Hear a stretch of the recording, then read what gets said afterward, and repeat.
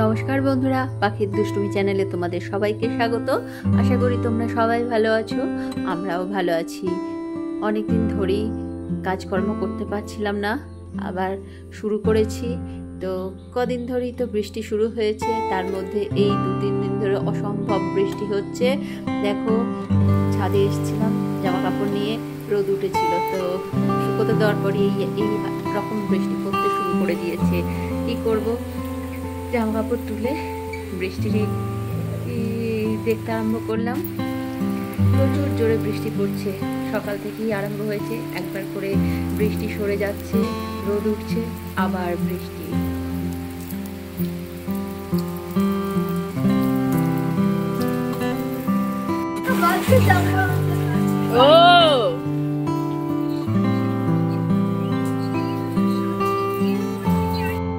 দেখতে দেখতে বিকেল হয়ে গেছে, বিকেলেও বৃষ্টি পড়ছে। মেয়ে বাইরে বেরিয়েছে মায়ের সাথে চা খাবে। ওর প্রত্যেক দিনের এটা অভ্যাস, বিকালবেলায় মায়ের সাথে বসে একটু চা খাবে, একটু দুষ্টুমি করবে।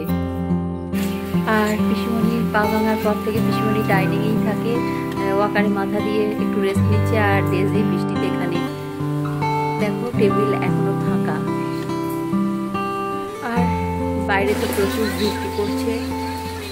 বৃষ্টিটা অল টাইম হচ্ছে না, ছেড়ে ছেড়ে হচ্ছে, এখনো বৃষ্টি পড়ছে। বৃষ্টিতে দেখো বাড়ির চারদিকে জল।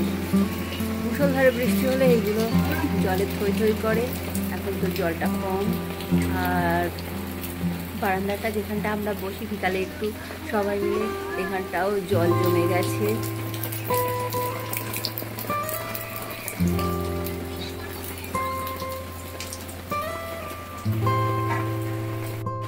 মেয়ে দিন রাত বায়না করে, তো ওকে সামলাতে নাজেহাল হয়ে যাচ্ছি।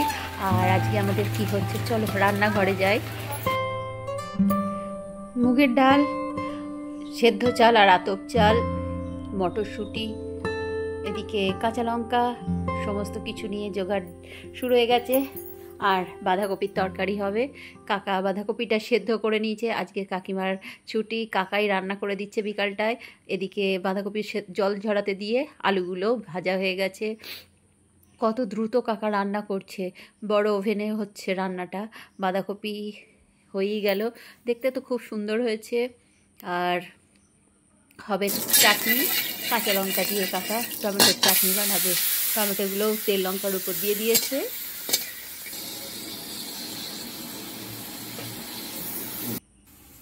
বাঁধাকপিটাও খুব সুন্দর হয়েছে, চাটনিটাও তৈরি হয়ে গেছে। এবার কাকা একটু হাত পা ছাড়াচ্ছে, কাকিমা খিচুড়ির চাল যাতে লেগে না যায় ডাল, সেই জন্য একটু নাড়াচাড়া করে দিচ্ছে। এবার কাকা নিজেই হাত দিয়েছে। আর আমাদের বাড়িতে এমনিতে খিচুড়ি রান্না হলে সমস্ত কিছু ভেজে করা হয়, মশলাটাও ভেজে নেওয়া হয়। কাকা কোনো কিচ্ছু ভাজেনি, চাল ডাল সমস্ত কিছু সেদ্ধ করতে দিয়ে দিয়েছে। যখন ফুটে উঠলো তখন তো আদা বাটাটা দিয়ে দিয়েছে, নিরামিষ হবে। আদা বাটা দেওয়ার পর ওদিকে হলুদ লঙ্কার গুঁড়ো অল্প জলে গুলে সেটাও দিয়ে দিয়েছে। আর খিচুড়িটা নামানোর পর অল্প তেল আর একটু শুকনো লঙ্কা ভেজে খিচুড়ির মধ্যে দিয়ে দিয়েছে। খিচুড়ি খেতেও অপূর্ব হয়েছিল।